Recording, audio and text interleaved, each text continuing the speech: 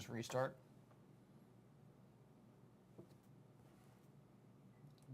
Should be good. Check.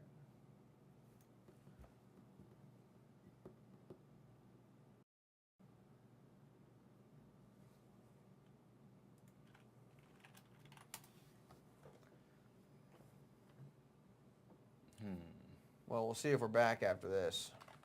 Right.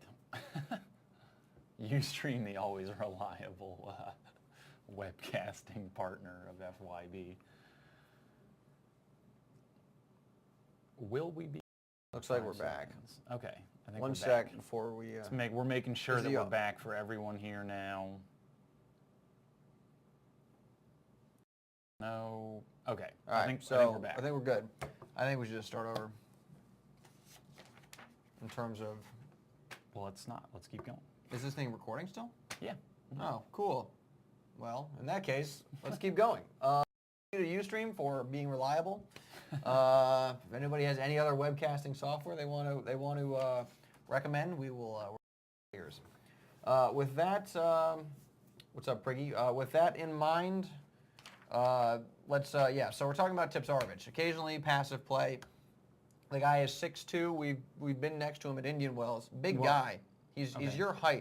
He's just huge. I mean, he's just very big, and he shouldn't be grinding it out when he's got the potential to hit specifically a big forehand. Just a lot of points he let Tipsarevic back in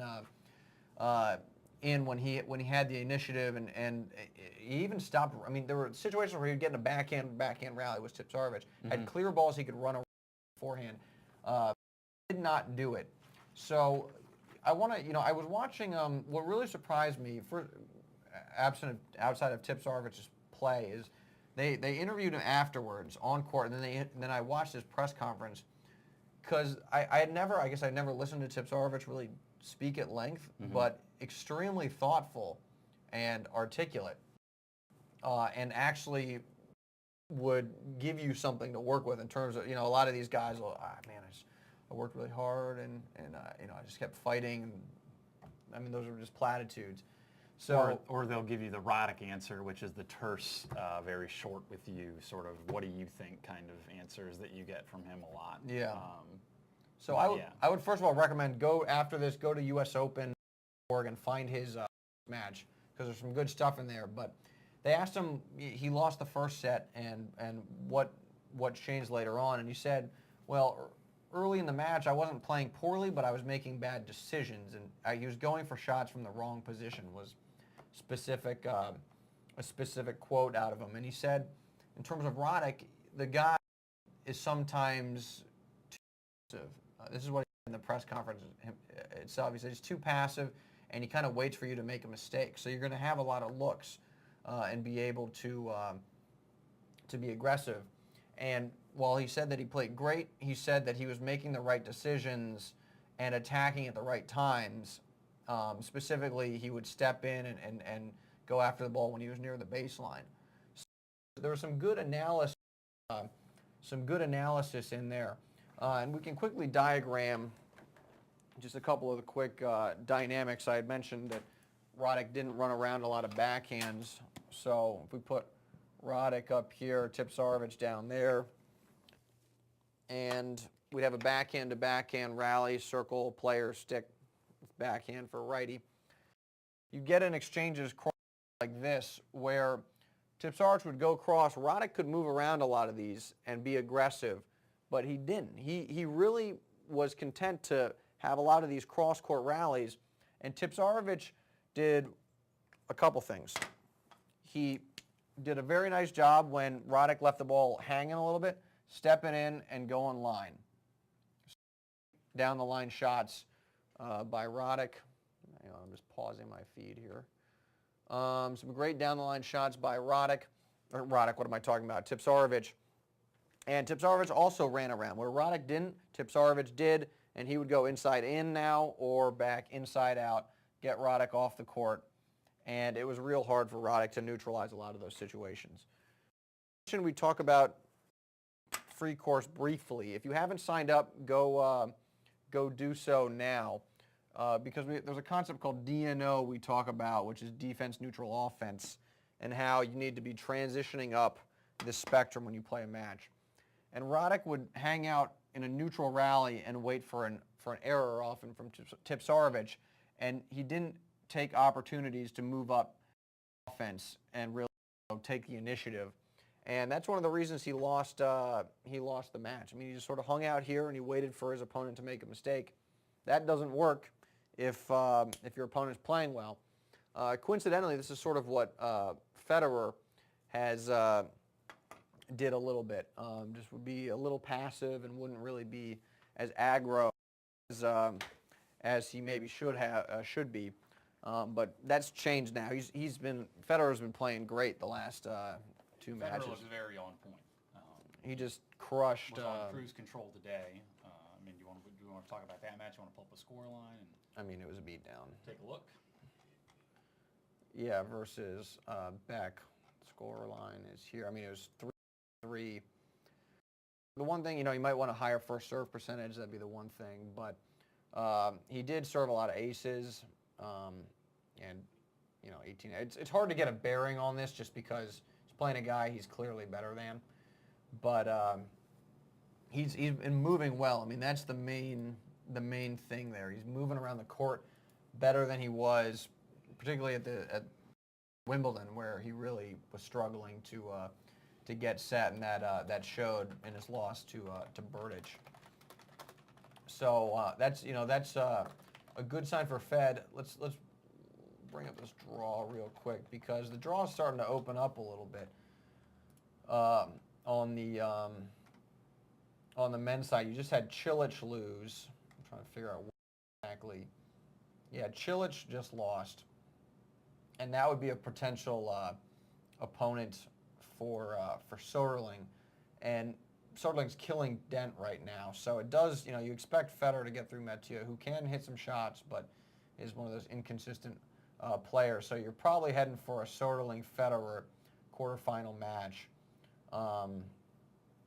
That obviously would have some intrigue, given the fact that Soderling beat Fed the last time they played.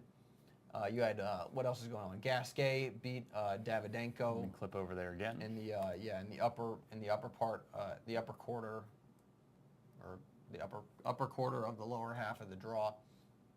There you got Tipsarevic playing. Whoops, there he is. Playing Monfils. You got Fish through today, just in a rout versus Clement. You expect Fish to get through that. So if Fish makes it to the fourth round, which seems very likely, Fish playing aggressive, Clement's not going to be able to hurt him, and if Fish is playing well, you expect him to get through. Then Fish is one of those guys early, and people expected him to do decently well, and he's certainly come out with the goods. First round was 5 sets, bizarre scoreline, but got it done. In the chat, Yazusi is mentioning Beatrice Capra or Teresi Capra, who is actually a friend of ours. Work at the facility where she was younger, so I know Teresi relatively well, and it's great to see her doing well because she's a fantastic girl, very nice, pretty funny. This year's Udan, she probably has to play Sharapova in the next round. I think if she beats Sharapova, there's a legitimate then if she's obviously, yeah, obviously. But I don't think she's going to get through that. Udan's got a little bit more weight of shot. She doesn't have much, but they're both good movers. But I think Udan has a little bit more behind her ball than Teresi does. Yeah, and Teresi, she got away today legitimately like moonballing. I mean, just sky lobs, and her opponent didn't step in and do much. And her opponent didn't have quite enough weight of shot to prevent Teresi from neutralizing. And Sharapova is a bigger hitter, so assuming it comes to that, I think it's going to be on center court, you would assume, which would be a great experience for her, for Teresi. So that'd be a cool matchup. I'm sure she hopes for that. Although you could say maybe she hopes for the lesser heralded opponent, right? Because then she has a better chance of getting through. You want to take a look at the women's yeah, draws give here? me a second to get that up.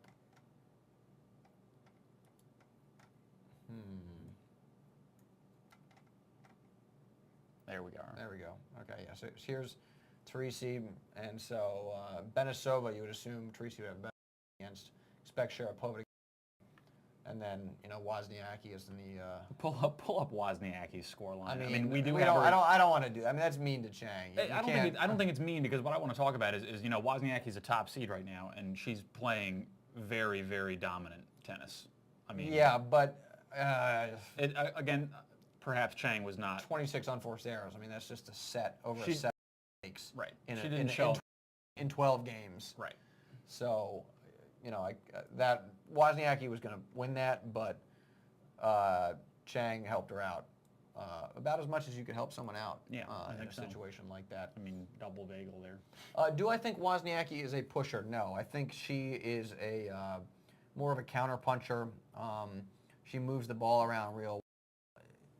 You can't push her, so to speak, at the pro level. You have to be able to hit your spots and go on offense in some capacity, whether that means taking it. For example, every single pro can do something with a short ball. They can put it where they want to. They can have some weight behind it.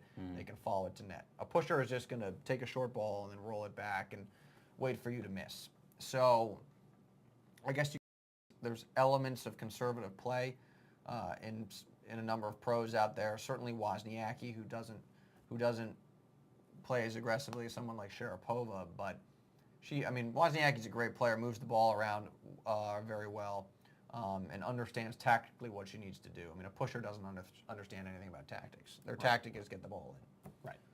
She's not a pusher. Starfurry says a retriever. I mean, yeah, she runs a lot of balls down. Her game is certainly not predicated on power, which would be interesting if you got Capra, Wozniacki. It'd be sort of 20 shots per. See, I think Wozniacki would, like someone like Sharapova, would be able to attack some of those balls. Yeah. Or I do wonder much, though. I mean, because I have seen Teresi play matches where she goes on offense and she puts the ball a lot lower over the net. She drives the ball more and takes control. And I do wonder how much of some of what we saw today, which was a lot of lobs, sky lobs, like you were saying, how much of that is nerves? How much of that is like trying not to lose in your third round match, at the Open?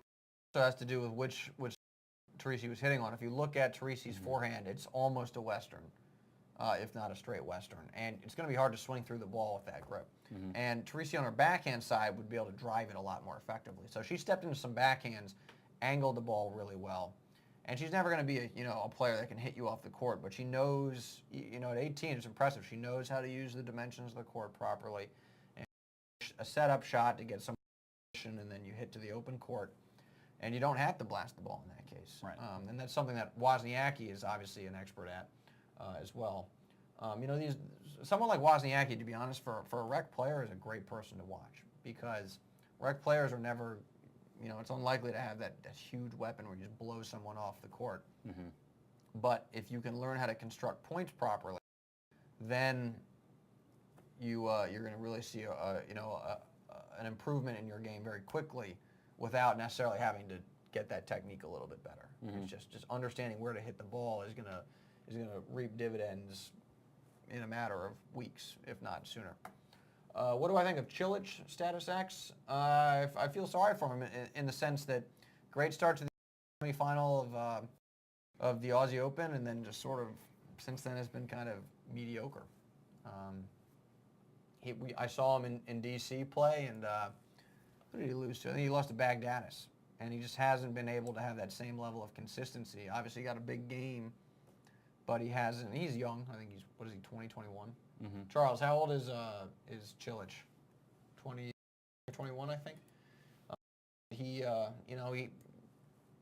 At that age, you're going to have some inconsistent play. So, I think he'll right the ship at some point. But it's too bad. Nishikori's tricky. I mean, he's a good player, and he's not a big guy, but he can hit some shots. So, I think their match lasted almost 5 hours. Yeah. Starfigur's got one. Charles, your being usurped in terms of your stats knowledge right now. We got a little battle going on. Ma Winnie is asking in chat, James Blake is playing. Do you think he's got a good shot to reach maybe the quarters? I don't think so. You know, the guy just... You want to look at his draw? Yeah, let me pull up his... hold on. JB's kind of, you know, I hate to say it, his best days I think are behind him. He just... I don't need to find his spot. There he is.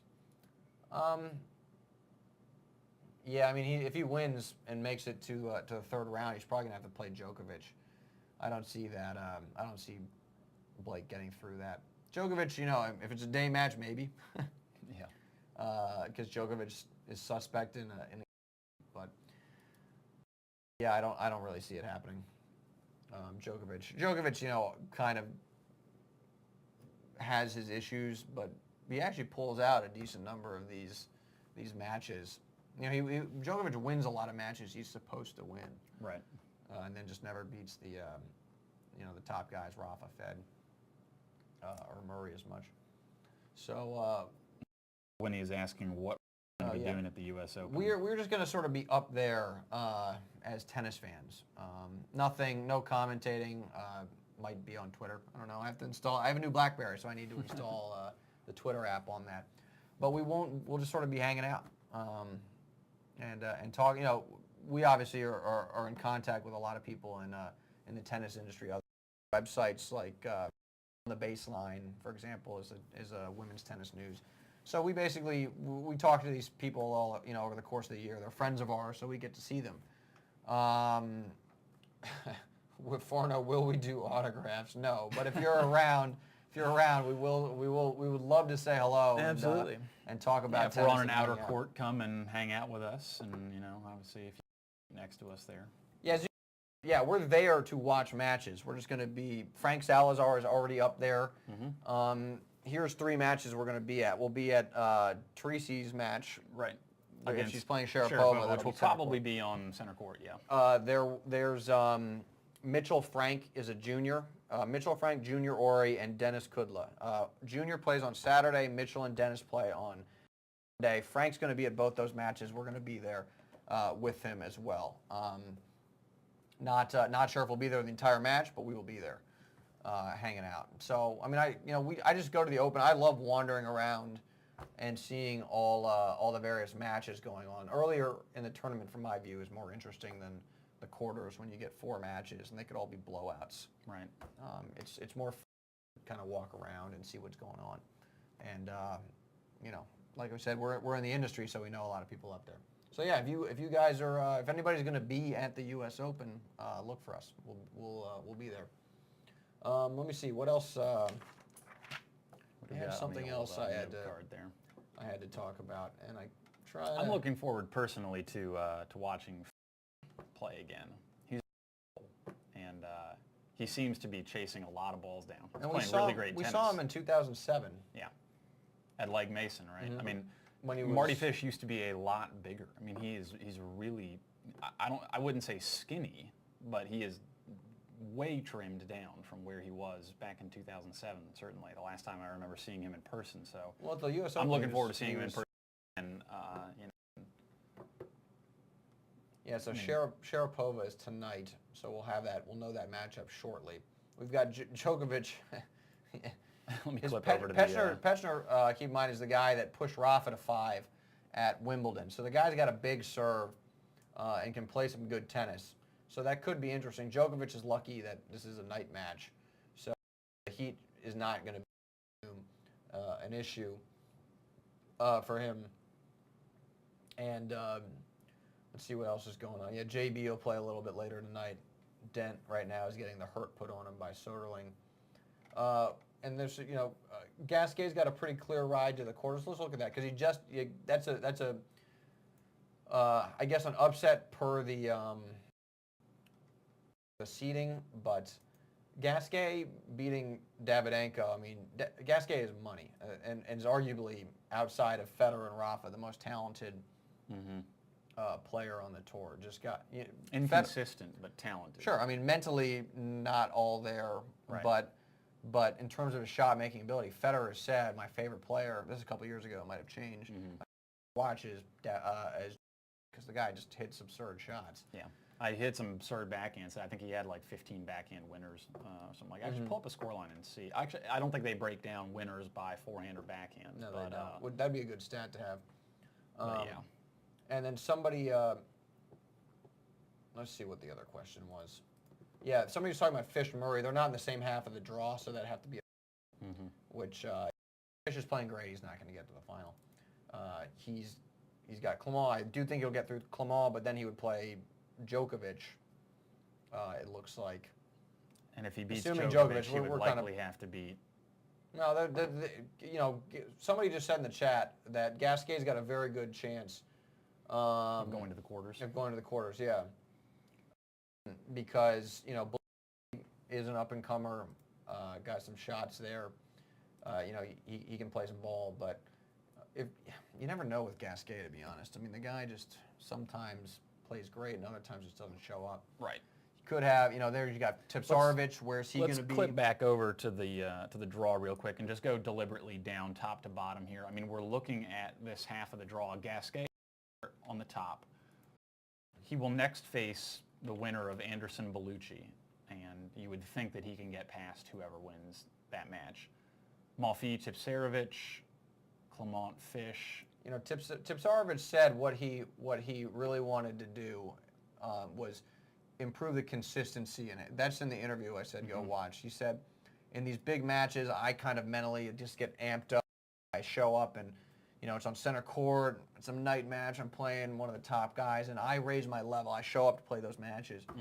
But then when I play on court 18, not, you know, one of these marquee matches, I don't show up. My level drops significantly. Kind of, you know, how some people say, I always play, you know, why do I don't play? test well. Well, no, it's this common rec problem. Like I play up when my opponents are better than me, and then when my opponents, I play down to them. So Tipsarevic kind of has the pro version of that, you know, that problem. Right. And it'd be nice to see him. You know, again, I had never seen him speak before, and he started talking about the game and just the way he constructed his, you know, his thought process and how he talked about it was really fun to watch. So I hope he does well. I like Monfils. I think, you know, give Tipsarevic some chances because Monfils plays a lot of defense and doesn't move up, you know, that DNO spectrum we were talking about. He hangs out defense neutral a lot. Yeah, and then tries to pull the trigger, like at sometimes completely wild or he waits times. for his opponent to miss. Yeah. I mean, it's more clay court tennis. So Tipsarevic is going to will have a very good shot to win this match. And then, you know, you might get Tipsarevic. I mean, who knows? That's, again, it's harder to predict these matchups. Yeah. But I think Tipsarevic has got to, you know, if I had to choose right now, I'd say Tipsarevic wins that match. I think he'll get through Monfils.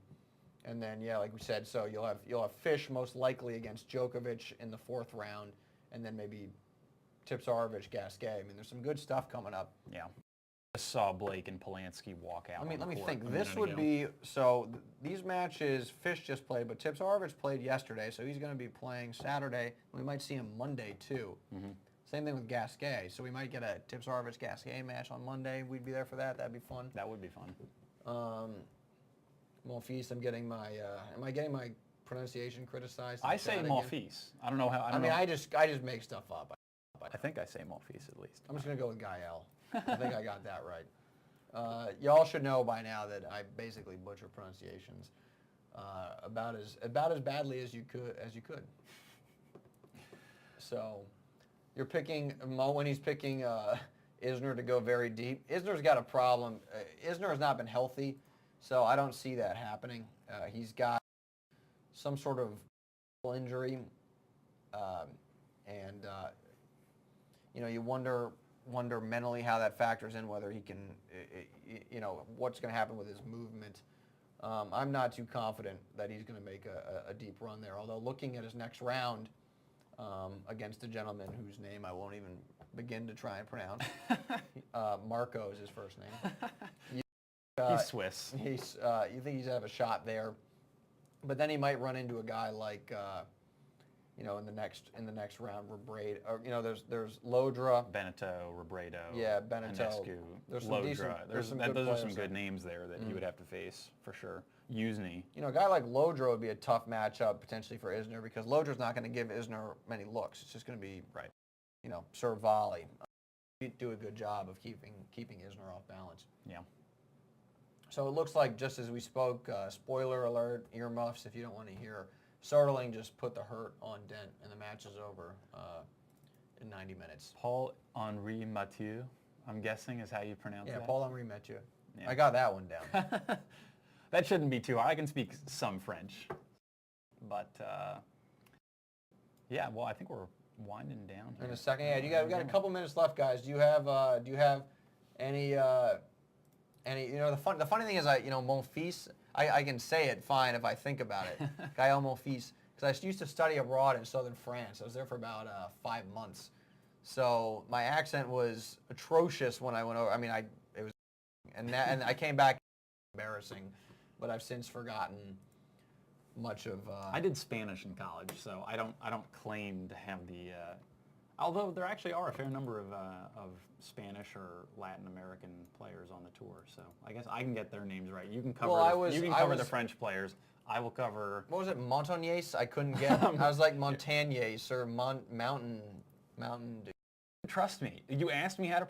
You didn't trust me. You went to go get a second opinion from someone. I remember this distinctly. Yes, I understand. That second opinion was my mom, who speaks like 8 languages, and teaches English. So I think that was a legitimate. I don't think it's legit. All right. Well, agree to disagree. You offended me deeply. That it wouldn't be the first time, won't be the last time either. Well, so be it.